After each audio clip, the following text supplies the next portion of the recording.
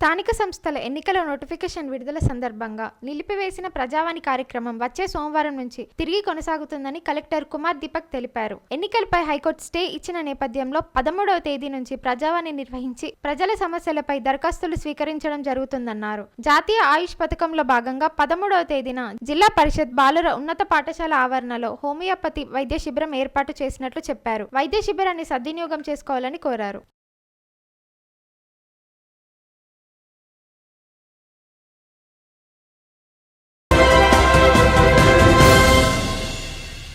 మంచిర్యాల నియోజకవర్గంలో దౌర్జన్యం, దాడులు, బెదిరింపులు, భూ అన్యాక్రాంత సిద్ధాంతంగా కాంగ్రెస్ పార్టీ నాయకులు వ్యవహరిస్తున్నారని మంచిర్యాల నియోజకవర్గం మాజీ ఎమ్మెల్యే నడిపెల్లి దివాకర్ రావు తీవ్రంగా ఆరోపించారు. శుక్రవారం శ్రీరాంపూర్ ప్రెస్ క్లబ్ లో ఏర్పాటు చేసిన విలేకరుల సమావేశంలో దివాకర్ రావు పాల్గొని మాట్లాడారు. ప్రశ్నించిన సామాన్యులపై పోలీసులు అక్రమ కేసులు బనాయిస్తున్నారని విమర్శించారు. ప్రభుత్వం భూములు అన్యాక్రాంతం అవుతున్నా రెవెన్యూ డిపార్ట్మెంటు, పోలీసులు పట్టించుకోవడం లేదని ఆరోపించారు. నస్పూర్ మండల పరిధిలోని ప్రభుత్వ భూములు అన్యాక్రాంతపై జిల్లా కలెక్టర్కు ఫిర్యాదు చేస్తామని చెప్పారు. ప్రభుత్వ భూములు ఆక్రమణకు గురికాకుండా కాపాడాలని, కబ్జాదారుల కొరల నుంచి భూములు రక్షించాలని, అక్రమదారులపై చట్టరీత్యా చర్యలు తీసుకోవాలని కోరడం జరిగిందన్నారు. మంచిర్యాల కార్పొరేషన్ పరిధిలో నస్పూర్ మున్సిపల్ కార్యాలయంలో నిర్మాణంకు అప్పుడు 1.2 ఎకరాల భూమి కేటాయించామని వివరించారు. ఈ సమావేశంలో బీఆర్ఎస్ రాష్ట్ర నాయకులు Nadipelli charitable trust chairman Vijith Rao, TBGKS రాష్ట్ర ప్రధాన కార్యదర్శి కె సురేందర్ రెడ్డి, కేంద్ర కార్యదర్శి పనుగంటి సత్తయ్య,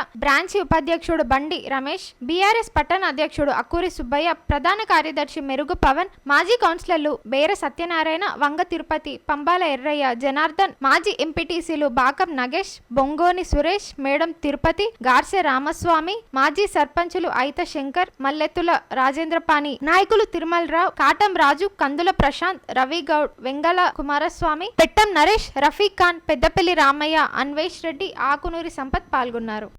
గతంలో ఎమ్మెల్యేగా ఉన్నప్పుడు ఈ ప్రాంతంలో చాలా అభివృద్ధి కార్యక్రమాలు, అందులో ముఖ్యంగా ఈరోజు కలెక్టరేట్ అనుకోండి, రేపు ఫౌండేషన్ అయిపోతున్న కోర్టు అనుకోండి, కాలేజెస్ అనుకోండి, ఐటీఐ అనుకోండి, ఇంటిగ్రేటెడ్ మార్కెట్ అనుకోండి, కస్తూరి స్కూల్ అనుకోండి, ఇవన్నీ ఇక్కడ మరి మంజూరు చేయడం జరిగింది.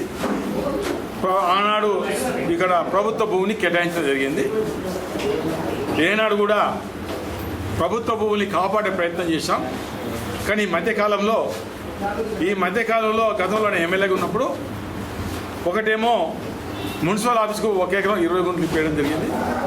మెడికల్ స్టోరేజ్ పాయింట్ డిస్ట్రిక్ట్ సంబంధించి 1 ఎకరం 2 గుంటలు ఇవ్వడం జరిగింది. తహసీల్ ఆఫీస్కు 10 గుంటలు ఇవ్వడం జరిగింది. గ్రంథాలయానికి 6 గుంటలు ఇవ్వడం జరిగింది. ఇన్కమ్ ట్యాక్స్ ఆఫీస్కు 20 గుంటల భూమి ఇవ్వడం జరిగింది. అదే కాకుండా ఏదైతే మన 119 సర్వే నెంబర్ అప్పుడు నేను ఎమ్మెల్యేగా ఉన్నప్పుడు అన్యాక్రాంతం అవుతుంటే 5 ఎకరాలు కాపాడి అందులో ఆ కాలనీ వసతులు గుడి కట్టుకుంటామంటే అక్కడ కొంత భూమి అక్కడ ఇవ్వడం జరిగింది. అదే కాకుండా ఎన్జిఓస్కి ఇచ్చిన భూమికి త్రోవ విలేజ్ నసులు పోతుంటే సబ్సిడీని పక్కబట్టి రోడ్డు తొవ్వ ఉన్నది. అంటే ఆ తొవ్వలన్నీ ఇవన్నీ ఇప్పుడు నేను చెప్పినాయి. ఒకటేమో పదన చేశారు, ఐటీ ఇన్కమ్ ట్యాక్స్ ఆఫీస్ ఇచ్చిన భూమిని మొరం పోశారు కబ్జా చేయడానికి. అక్కడ బోర్డు ఉంటే బోర్డు తీసేశారు. ఇక్కడ ఏదైతే ఎన్జిఓ ఆఫీస్కి పోయే తొవ్వ నస్పూర్ సబ్సిడీ పక్కబట్టి తొవ్వ, ఆ తొవ్వను కూడా దాదాపు ఒక 15 గంటలు పైబడి దాన్ని కూడా మొరం పోయడం జరిగింది. అదే కాకుండా ఏదైతే బీఆర్ఎస్ భవన్ పక్కన ఈ మెడికల్ స్టోరేజ్ పాయింట్ కాడ అక్కడ గతంలో ఎంఆర్ఐ గారు ఉన్నప్పుడు అది గవర్నమెంట్ ల్యాండ్ అని అక్కడ చిన్న కన్స్ట్రక్షన్ చేసేటప్పుడు దాన్ని డిస్టర్బ్ చేయడం జరిగింది. అక్కడ కూడా మరి కబ్జా చేసే ప్రయత్నం ఉన్నారు.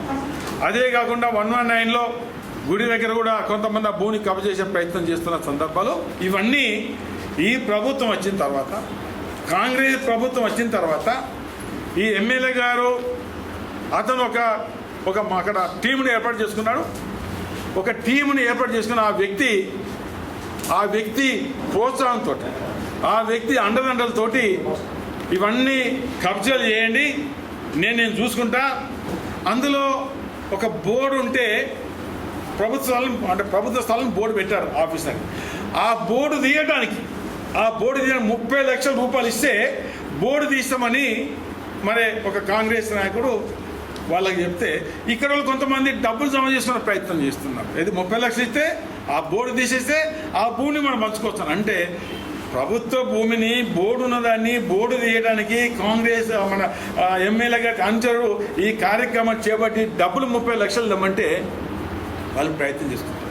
అక్కడ బోర్డు ఇంకొకటి బోర్డు పెట్టడం జరిగింది. ఏదైతే ఎన్జిఓస్ కాలనీ అక్కడ సబ్సిడీ పక్కన బోర్డు పెడితే సాయంత్రం పెడితే మళ్ళీ రాత్రి బోర్డు తీసేది. ఇప్పుడు బోర్డు లేదు. మరి ఇవన్నీ ఎక్కడున్నాయండి?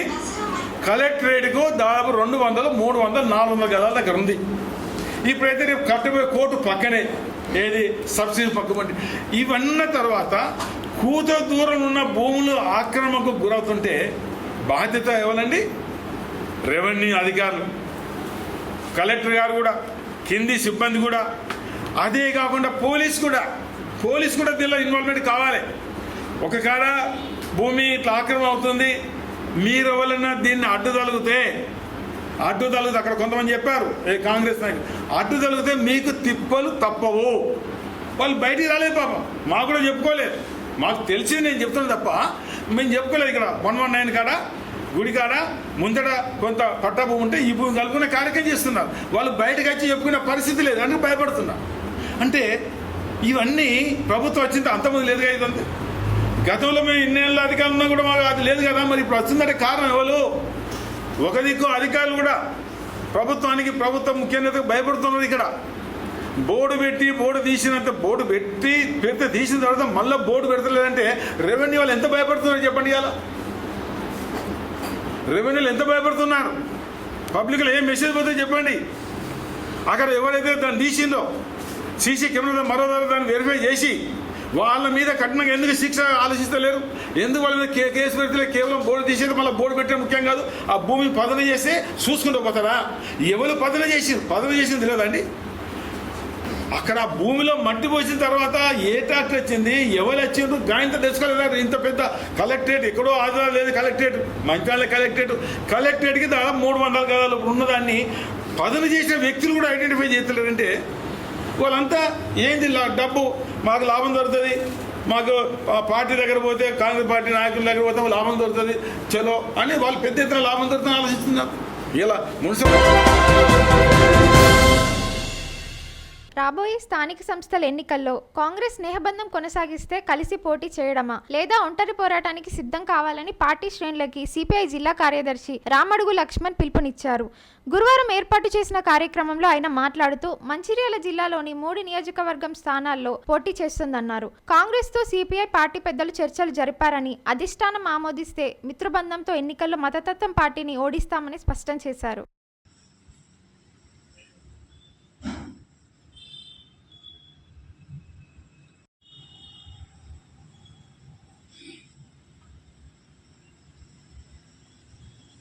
భారత కమ్యూనిస్టు పార్టీ సిపిఐ రాష్ట్ర కార్యవర్గం కౌన్సిల్ సమావేశం ఖమ్మం జిల్లాలో నిర్వహించడం జరిగింది. ఆ యొక్క సమావేశంలో రాష్ట్ర పార్టీ ఈరోజు నుండి జరుగుతున్నటువంటి స్థానిక ఎన్నికలలో కమ్యూనిస్టు పార్టీ బలమైనటువంటి అన్ని చోట్లలో ఎంపీటీసీ, జెడ్పీటీసీలు పోటీ చేయాలని నిర్ణయం తీసుకోవడం జరిగింది.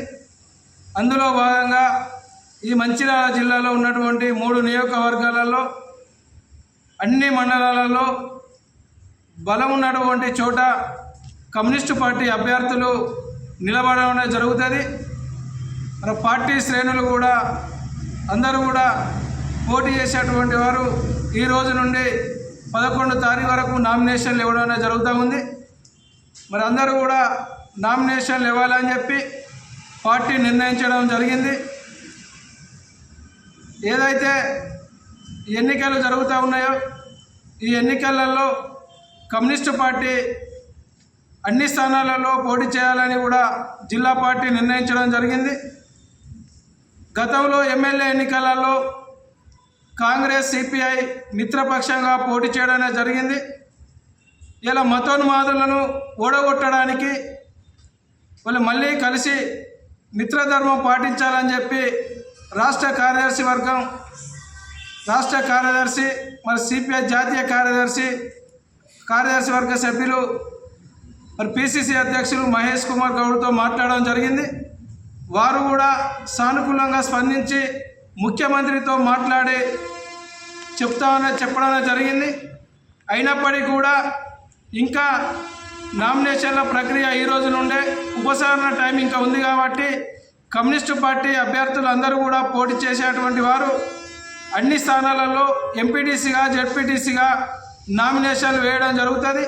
అందరూ కూడా నామినేషన్లు వేయాలని చెప్పి అదేవిధంగా ప్రజలను కూడా కోరుతా ఉన్నాం. కమ్యూనిస్టు పార్టీ తరఫున కమ్యూనిస్టు పార్టీ అభ్యర్థులుగా బరిలో నిలుస్తున్నటువంటి అభ్యర్థులను మరి కంకి కొడవలి గుర్తు ఓటు వేసి గెలిపించాలని చెప్పి సిపిఐ పార్టీ నుండి మరి ప్రజలను కోరడం జరుగుతూ ఉంది. స్థానిక సంస్థ ఎన్నికల్లో బీసీ రిజర్వేషన్లపై హైకోర్టు స్టే ఇవ్వడాన్ని వ్యతిరేకిస్తూ బీసీ సంఘాల ఆధ్వర్యంలో శుక్రవారం ఓవర్బ్రిడ్జ్ వద్ద బీసీలు రాస్తారోకో చేశారు. బీసీ సమాజ్ బీసీ జేఏసీ ఆధ్వర్యంలో హైకోర్టు ఇచ్చిన తీర్పు బీసీలకు వ్యతిరేకంగా ఉందని అభియోగిస్తూ రాస్తారోకో నిర్వహించారు. శ్రీరాంపూర్ మంచిర్యాల రాకపోకలు నిలిచిపోయాయి. రాస్తారోకో సమాచారం అందుకున్న సిఐ ప్రమోద్ వెంటనే ఓవర్బ్రిడ్జ్ వద్దకు చేరుకొని ఆందోళన విరమింప చేశారు. ఈ కార్యక్రమంలో బీసీ సమాజ్ ఉమ్మడి జిల్లా అధ్యక్షుడు నరేంద్ర శ్రీనివాస్, బీసీ జేఏసీ జిల్లా అధ్యక్షుడు వడ్లపల్లి మనోహర్, బీసీ సంఘాల నాయకులు కర్నె శ్రీధర్, ఎదునూరి రమేష్, చేరాల వంశీ, బొలిశెట్టి లక్ష్మణ్, గరిగె చేరాలు, వైద్య భాస్కర్, వైద్య రవి, కట్కోజుల రమణాచారి, వి కంటి రవీందర్, నరసింహాచారి, రాళ్లబండి రాజన్న తదితరులు పాల్గొన్నారు.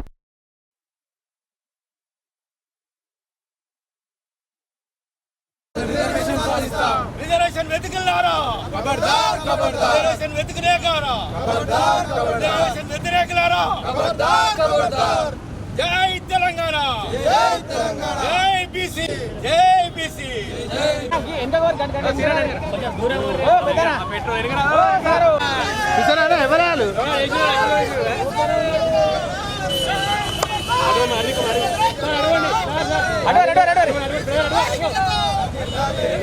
తెలియలేదేం లేదా ఎవడా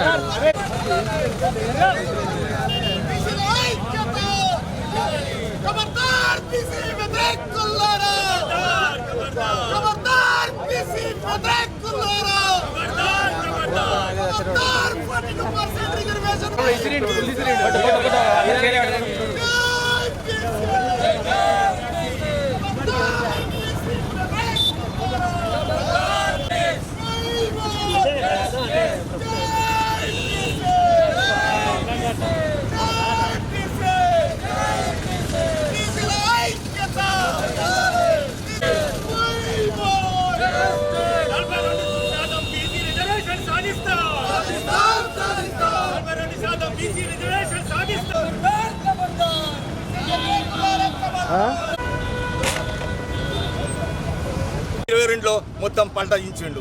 అంటే అదే వాయిస్ అదే బీజేపీ వాళ్ళు 2011లో కూడా అదే చేసిండ్రు. అంటే ప్రతి ఎలక్షన్స్ వచ్చినప్పుడల్లా మేము కులగణన చేస్తామని చెప్పటము, మళ్ళీ మోసం చేయటము. ఎంత దౌర్భాగ్యం అంటే ఇప్పటివరకు చరిత్రలో ఒక పిఎం కానీ ఒక సెంట్రల్ మినిస్టరు ఎఫిడేవిట్ ఇవ్వడం జరిగింది, మేము కులగణన చేయలేమని. మరి దాని మీద నిలబడ్డారా? కులగణన చేయలేని రాహుల్ గాంధీ గారు ఎప్పుడైతే మొదలుపెట్టానో కులగణన చేస్తామని చెప్తే మళ్ళీ ప్లేట్ ఫిరాయించి మళ్ళీ మొదలుకు వచ్చిండ్రు, మేము కులగణన 2026లో చేస్తామని. ఇదే కిషన్ రెడ్డి గారు ఆనాడు యాంటీ రిజర్వేషన్ 1985లో పాల్గొన్న వ్యక్తి ఈ రోజున ఎవరైతే కోర్టులో వేసిండ్రో ఆ రెడ్డి ఎవరైతే మధుసూదన్ రెడ్డి, ఆయన కూడా కిషన్ రెడ్డి గారి శిష్యుడే. ఆయన పక్కన ఉన్న ఫోటోలు ఎన్నో కనపడతా ఉన్నాయి. అంటే ఒక తరఫు నుంచి మీకు రిజర్వేషన్ ఇస్తాము లెక్క పెడతామని మాట్లాడుతూనే ఇంకో తరఫు నుంచి వాళ్ళ మనుషులు పెడతా ఉన్నారు. ఇది వాళ్ళ పరిస్థితి. కాబట్టి ఎప్పటికైనా మనం గుర్తించుకోవాల్సిన అవసరం. బీసీ హిందువులారా మీరు చూడండి, ఈ రోజున బీజేపీ ప్రభుత్వము బీసీలు రెచ్చగొడుతుంది, బీసీలను వాడుకుంటున్నారు, బీసీల చేత ఓట్లు వేయించుకుంటున్నారు. కానీ అవసరం వచ్చినప్పుడు ఈ రోజున మనకి ఏమి కూడా చట్టపరంగా చేయాల్సినవి కూడా చేయకుండా పోతా ఉన్నారు. మనం 3 నెలలు అయిపోయింది ఇప్పటివరకు బిల్లు పెట్టి. మరి మన అసెంబ్లీలో పాస్ చేసిన బిల్లు గవర్నర్ దగ్గర పోతే ఇప్పటి వరకు పెండింగ్ 3 నెలలు పెట్టిండ్రు. మరి అక్కడికి పోయిన తర్వాత ఢిల్లీలో కూడా పంపించడం జరిగింది. మరి రాజ్యాంగ సవరణ చేయండి, 9th షెడ్యూల్లో ఉన్నటువంటిది ఏదైతే హక్కులున్నాయో గతంలో ఏదైతే స్టాలిన్ ప్రభుత్వం ఇచ్చిందో అదేవిధంగా మాకు చేయమని చెప్తే ఈ రోజు వరకు కూడా వాళ్ళు దాని మీద స్పందన లేదు. ఈ రోజున 27 మంది బీసీలు పెట్టినని చెప్పుకుంటున్నాడు, గొప్పగా చెప్పుకున్నారు ఎవరు? బీజేపీ ప్రభుత్వం. మరి 27 మంది ఈ రోజున బీసీలకి ఏమైనా చేస్తున్నారా? వాళ్ళు ఈ వర్గానికి ఏమైనా సాయం చేస్తున్నారా? మరి వాళ్ళ మీద ఎందుకు ప్రెజర్ పెట్టట్లే? మరి ఎందుకు ఉండాల్సిన అవసరం ఉంది? ఈ మినిస్టర్లు రిజైన్ చేయాలని కోరుతా ఉన్నాం మేము. ఈరోజు బీసీ ప్రజలు, బీసీ సంక్షేమ సంఘం తరఫు నుంచి మేము మాట్లాడుతూ ఉన్నాం. హక్కులు ఎందుకు తీసేయాలని మేము అడుగుతున్నాం. మీకు సిగ్గు సెరవు లేదా? మీకు మీ హక్కులు మీకు వచ్చినప్పుడు మా హక్కులు రావడంలో తప్పే ఉన్నది. మీరు రాజ్యాంగ పరంగానే అడుగుతున్నాం కదా, మేము ఎక్స్ట్రా అడగట్లేదు కదా, మీ ఆస్తులు అడగట్లేదు కదా, మీ ఆస్తులు పంచిపెట్టమని అడగట్లేదు కదా. మాకు రాజ్యాంగ పరంగా వచ్చిన హక్కులనే మేము అడుగుతా ఉన్నాం. మనం ఏదైతే బీసీ రిజర్వేషన్ ఈనాడు మీరు ఇలా తప్పించుకుంటున్నారేమో, హైకోర్టు సాకు పెట్టుకుని రేపు సుప్రీంకోర్టు పెట్టి సాకు చూసుకున్నా ఇది పెద్దగా ఒక ఉప్పున లెక్క ఒక ఉద్యమం జరిగే అవకాశం ఉన్నది. మళ్ళీ 1885 అయితే ఏ ఉద్యమం వస్తుందో ఈ రోజున ప్రాణాలు తెలంగాణ మూమెంట్ ఎట్లయితే వచ్చిందో అదే విధంగా ఖచ్చితంగా ఈ రోజున పోరాటానికి బీసీ ప్రజలందరూ. కాంగ్రెస్ మోసపూరితమైన హామీలతో అధికారంలోకి వచ్చి 2 ఏళ్లు గడుస్తున్నా హామీలు అమలు చేయలేదని, హామీలపై ప్రజలకు బాకీ కార్డులను మంచిర్యాల నియోజకవర్గంలోని ప్రతి ఇంటికి చేరవేసి కాంగ్రెస్ పార్టీ మోసాన్ని ప్రజలకు వివరించాలని మాజీ ఎమ్మెల్యే నడిపెల్లి దివాకర్ రావు కార్యకర్తలకు పిలుపునిచ్చారు. శుక్రవారం నస్పూర్ ప్రెస్ క్లబ్ లో కాంగ్రెస్ బాకీ కార్డుల వాల్ పోస్టర్ను ఆయన విడుదల చేసి మాట్లాడారు. కాంగ్రెస్ బాకీ కార్డులు కార్యకర్తలు ఇంటింటా పంపిణీ చేయాలని కోరారు. అసెంబ్లీ ఎన్నికల్లో ప్రజలకు కాంగ్రెస్ ఇచ్చిన 6 గ్యారెంటీలు 420 హామీలు అమలు కావడం లేదని, కాంగ్రెస్ ప్రజలకు బాకీ పడిన కార్డులు ఒక ప్రణాళిక ప్రకారం పగడ్బందీగా ప్రతి ఇంటికి చేరవేసేలా కార్యకర్తలు కృషి చేయాలని సూచించారు. ఈ సమావేశంలో బీఆర్ఎస్ రాష్ట్ర నాయకులు Nadipelli charitable trust chairman Vijith Rao, TBGKS రాష్ట్ర ప్రధాన కార్యదర్శి కె సురేందర్ రెడ్డి, కేంద్ర కార్యదర్శి పనుగంటి సత్తయ్య, బ్రాంచి ఉపాధ్యక్షుడు బండి రమేష్, బీఆర్ఎస్ పట్టణ అధ్యక్షుడు అక్కూరి సుబ్బయ్య, ప్రధాన కార్యదర్శి మెరుగు పవన్, మాజీ కౌన్సిలర్లు బేర సత్యనారాయణ, వంగ తిరుపతి, పంబాల ఎర్రయ్య, జనార్దన్, మాజీ ఎంపీటీసీలు బాకం నగేష్, బొంగోని సురేష్, మేడం తిరుపతి, గార్సె రామస్వామి, మాజీ సర్పంచులు అయిత శంకర్, మల్లెత్తుల రాజేంద్రపాణి, నాయకులు తిరుమల్ రావు, కాటం రాజు, కందుల ప్రశాంత్, రవి గౌడ్, వెంగళ కుమారస్వామి, పెట్టం నరేష్, రఫీక్ ఖాన్, పెద్దపల్లి రామయ్య, అన్వేష్ రెడ్డి, ఆకునూరి సంపత్ పాల్గొన్నారు.